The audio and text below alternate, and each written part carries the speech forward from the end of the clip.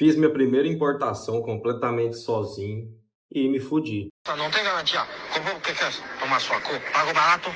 E hoje, se você está nessa luta para importar, eu vou te contar um pouco do processo que aconteceu comigo e o que eu fiz de errado, que a gente vai melhorar na próxima. Nos últimos 2 meses eu venho me dedicando bastante aos marketplaces, mas eu já tenho experiência há quase um ano, na verdade, dentro das plataformas. E há 2 meses atrás me surgiu essa ideia, porque eu sabia que era um dos pontos essenciais de quem trabalha hoje com as plataformas, é a importação, seja ela formal ou simplificada. E aí eu conheci um cara, ele me deu alguns conselhos, eu estudei aí por 2 semanas e tá aqui a invoice de importação. Em 2 semanas eu já aprendi e negociei a primeira importação e daí foi história. Apesar da perda financeira e do desgaste, do erro, eh, foi bem satisfatório, na verdade, ter aprendido isso em pouco tempo, ter feito a importação e mesmo que tenha dado errado, foi um aprendizado enorme. Agora a gente sabe o passo a passo do que deve ser feito, sabe algumas coisas que são imprevisíveis quando a gente não faz um certo tipo de processo ou atividade. Então eu simplesmente tomei uma taxa que ninguém me falou, eu não ia descobrir isso nunca se eu não tivesse feito justamente a importação. Então, foi uma série de fatores que agregaram para a gente chegar nesse resultado final. E basicamente, eu busquei o fornecedor, a gente encontrou uma indústria na China, conversei com um representante comercial, a gente negociou um volume e um preço teto. Só que um dos defeitos de eu ter feito essa importação foi ter ido na minha intuição. Eu já acertei um produto no marketplace por intuição, por uma análise de mercado totalmente da minha cabeça, e eu não tinha e nem pagava ferramentas de análise de mercado, de busca de produto. Hoje, nesse mês atual de agosto, a gente fechou uma mensalidade da Avante Pro, estou gostando bastante. Então, ali te traz dados para você tomar uma decisão melhor. Basicamente, eu fui puramente intuitivo. A gente negociou num preço, assim, creio eu que seja um preço bom. É um preço que dá para melhorar, mas vai depender de volume. Só que o que fudeu tudo foi o volume. A gente comprou um volume muito pequeno. Eu fechei a compra por fora. Teve taxa de transação bancária, a gente fez o câmbio o pessoal ganha o dinheiro deles também, e tudo isso vai gerando uns custos que vai entrando ao valor da mercadoria. Logo depois, o fornecedor chegou até mim e falou, cara, a gente tem uma taxa de área remota, na verdade a gente não, a transportadora tem a taxa de área remota, então você vai ter que pagar um valor X para eles poderem entregar no seu endereço, porque ele não está na área de cobertura. Aí lá vai eu fechar câmbio de novo, pagar outra taxa de câmbio, pagar essa taxa de área remota que eu nem sabia que isso existia, mas infelizmente tinha que ser feito para a mercadoria chegar. E o estorno do valor não ia compensar, eu deixar esse dinheiro para trás não ia compensar. E aí pagou tudo certo, o fornecedor, só aí já nesse desenrolar já devia ter ido um mês. Depois o fornecedor chegou até mim, não tinha despachado a mercadoria, eu fiquei no pé dele, despacha, despacha. Beleza, depois de um erro de despacho, a mercadoria retornou, voltou, ele despachou novamente, e aí a mercadoria seguiu o processo, ela veio via aérea, caiu em São Paulo, aí o transporte foi rapidinho, chegou em São Paulo, taxa tributária, a gente já esperava já mais ou menos o valor, paguei esse boleto, chegou para mim, foi muito rápido. E a partir daí que a mercadoria chegou, a gente levantou todos os custos para poder calcular isso, para poder calcular o valor final. E depois de ter feito isso, eu já tinha feito uma conta por alto, eu já tinha percebido que eu não ia ter margem, tanto que eu renegociei a mercadoria. Eu eu tinha negociado um produto, eu coloquei dois, e aí nisso eu fiz uma jogada que eu coloquei um produto com um ticket maior para ele conseguir absorver mais custos para mim sair com ele no 0 a 0 e tentar lucrar no produto de um ticket menor. E nisso eu até negociei com o fornecedor, disse ele que ia mandar um brinde. Quando chegou a mercadoria aqui, ele não tinha mandado esse brinde, que era uma mercadoria extra, e isso também acaba afetando a nossa margem. Eu já tinha calculado a margem com o brinde sem, e com o brinde com certeza ia ajudar muito mais. Isso que chegou a mercadoria, já fiz as contas.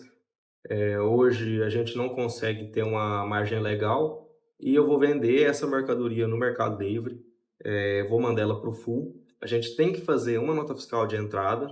Eu andei pesquisando, inclusive era uma das coisas que eu nem sabia. Graças à rede de contatos que você forma, você consegue tirar dúvidas ou até ter um apoio. Então, eu entrei em contato com um cara que eu fiz amizade. Ele falou: não, eu sempre tirei as notas de entrada, mesmo eu sendo MEI, e tem que fazer, é obrigatório. Então, a gente vai tirar essa nota de entrada, mandar a mercadoria para o Full, vai sair ali no 0 a 0, ainda mais porque tem os custos do Full, vai ter algum custo ou outro, talvez uma devolução, alguma coisa que aconteça, um EDS. E agora a meta é trazer esse dinheiro para o meu bolso, liquidar essa mercadoria o mais rápido possível, dentro de um valor mensurado, né, para a gente ter basicamente o valor de volta ou um valor próximo e já estudando a próxima importação a ser feita, ou se a gente vai trabalhar com algum fornecedor nacional. E aí que entra o ponto, pessoal. Apesar de eu ter feito essa importação totalmente na emoção, mesmo eu tendo tido a vantagem de aprender na pele, vale lembrar aqui que muita gente tem o interesse em vender esse treinamento de importação, e tem muita trading que faz a parte de importação formal, e tem muito player de mercado que ele vai falar que ele importa 100%, mas é mentira. O pessoal tem uma porcentagem de mercadoria importada simplificada, tem uma porcentagem de mercadoria formal e tem uma porcentagem de fornecedor nacional. E isso eu fui, depois observando algumas coisas que eu fui a me atentar a isso. E não adianta você pensar que não, porque você pode encontrar sim um player que trabalha só com a simplificada, você pode encontrar sim um player que trabalha só com a formal, outro que trabalha só com fornecedor nacional, mas casos à parte. Basicamente, a simplificada ela vai funcionar quando você não tem fornecedor nacional e compensa você trazer uma mercadoria de simplificada, porque a taxa de tributação dela é maior.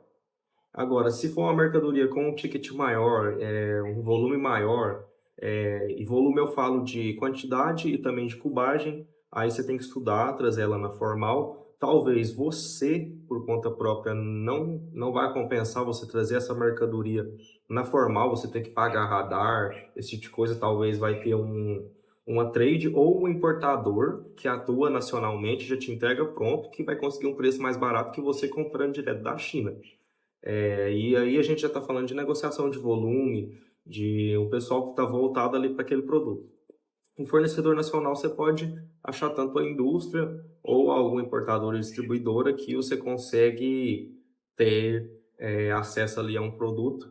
E particularmente eu acho que o fornecedor nacional, para dar certo hoje nos marketplaces, você está bem próximo ali,